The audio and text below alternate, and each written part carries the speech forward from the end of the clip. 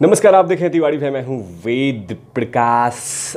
आज अभी इसी वक्त ये ट्रेंड हो रहा है ट्विटर पे कि समीर वानखेड़े को Z+ की सुरक्षा दीजिए वरना उसको कोई खत्म कर देगा।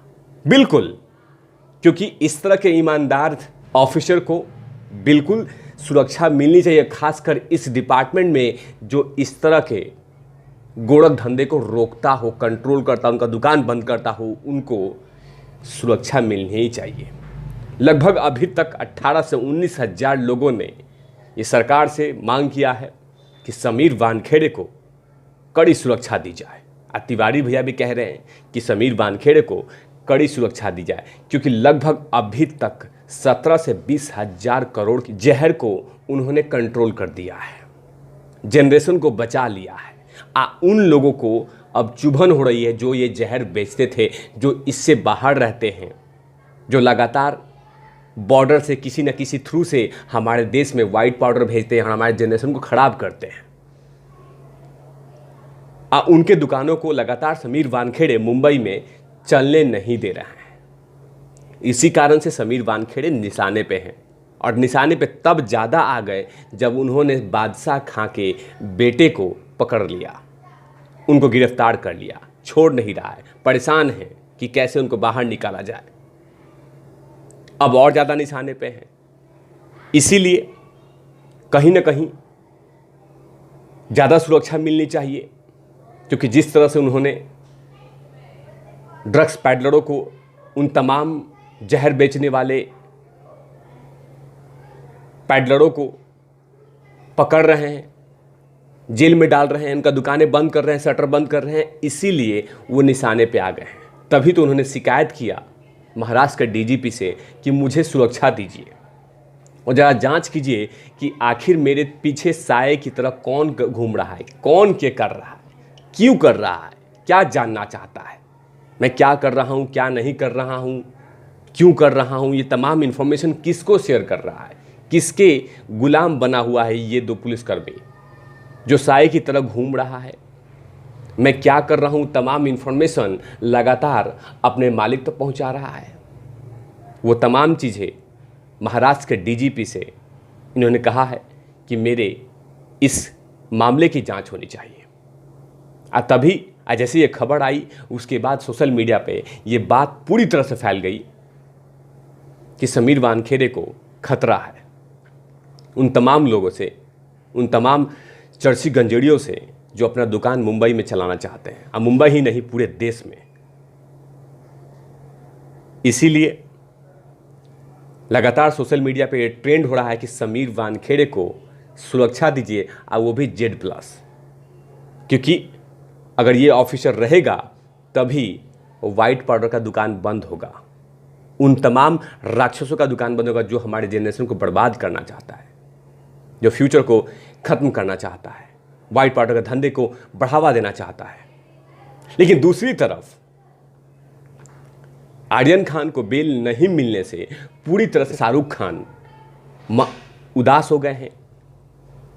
कोई मोई के रिपोर्ट के मुताबिक पता चला है कि शाहरुख खान कहीं पे भी खुश दिख नहीं रहे हैं, कोई किसी से बात नहीं कर रहे हैं, थोड़ी सी बातें करते हैं फिर चुप हो जाते हैं, बिल्कुल पूरी तरह से टूट गए हैं, किसी से बात नहीं कर रहे हैं, खाना पीना छोड़ दिया है। जाहिर सी बात है, लगभग 10 दिन हो चुके हैं। बेटा अभी NCB कस्टडी में है, अभी जेल में है, लेकिन चंगुल से छूट नहीं रहा है। इसी कारण से शाहरुख खान पूरी तरह से परेशान है। कोई मोई के रिपोर्ट के अकॉर्डिंग किसी से बात नहीं कर रहे हैं, थोड़ी सी बात करते हैं और फिर चुप हो जाते हैं, पूरी तरह से अंदर से टूट गए हैं, असहाय पिता की तरह दिख रहे हैं कि हाँ, मेरे बेटे को जल्द से जल्द बाहर निकालो।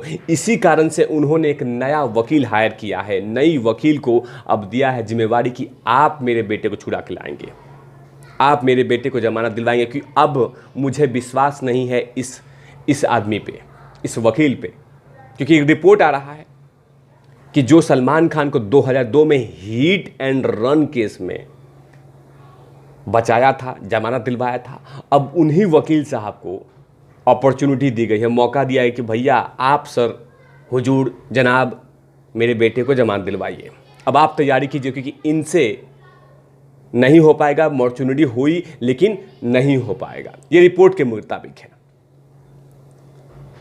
क्योंकि अब उनकी जो पैरवी करेंगे वो अमित देसाई करेंगे, जो कि सलमान खान के सबसे बड़े केस में उन्होंने जमानत दिलवाया था, हिट एंड रन 2002 में जो कांड हुआ था।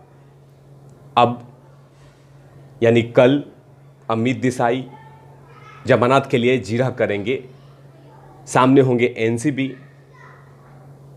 शुरुआत होगी, बातें होगी कि जल्द से जल्द कैसे भी करके आर्यन खान को बाहर निकाला जाए। जो कल सुनवाई होगा 13 अक्टूबर को 2:35 पे सुनवाई शुरू होगी और सुनवाई के लिए आर्यन खान के जो वकील होंगे अमित देसाई होंगे। अमित देसाई नो डाउट बहुत टैलेंटेड वकील हैं, सलमान खान जैसे कलुकार को बाहर निकाल चुके हैं। अमित देसाई ने 2015 में एक सलमान खान की जमानत अर्जी का केस लड़ा था। अमित देसाई ने निचली अदालत के उस फैसले को चुनौती दी थी जिसमें सलमान खान को 5 साल की सज़ा सुनाई थी।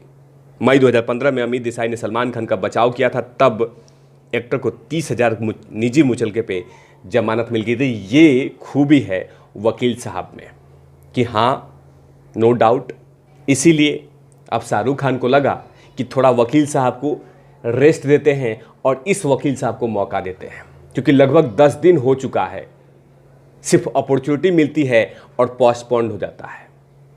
अब पूरा परिवार इसके लिए गमगीन है। वो तमाम लोग चाह रहे हैं कि कैसे भी आर्यन खान जल्द से जल्द बाहर निकले ताकि मौज किया जाए, खुशियां मनाया जाए और एनसीबी पे हंसा जाए कि देख लिया हमने निकाल लिया, देख लिया हमने निकाल लिया। लेकिन ये भूलना नहीं होगा कि सामने में एनसीबी होगी, सामने में समीर वानखेड़े का चाल होगा, समीर वानखेड़े की बातें होंगी, उनका सबूत होगा और उसको काट करना बड़े चैलेंजेस की बात होगी। इसीलिए अब ये देखना होगा 13 अक्टूबर 2:45 पर जब सुनवाई होगी कि आखिरकार आर्यन खान अभी भी जेल में चक्की पीसेंगे या जेल से बाहर आएंगे और कौन सी बातें एनसीबी सामने रखती है। इन तमाम चीज़ों पे तिवारी भैया की नज़र रखेगी। लेकिन फिलहाल समीर वानखेड़े की सुरक्षा के लिए लगातार जनता जनार्दन मांग कर रही सरकार से, आक्रोश में है।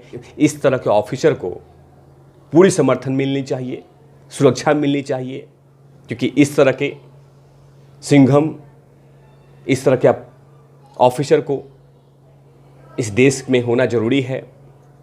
तब तक के लिए आप देखते रहिए तिवारी भैया। मैं हूं वेद प्रकाश, कैमरामैन धूल लाठी के साथ ओबना लवीज।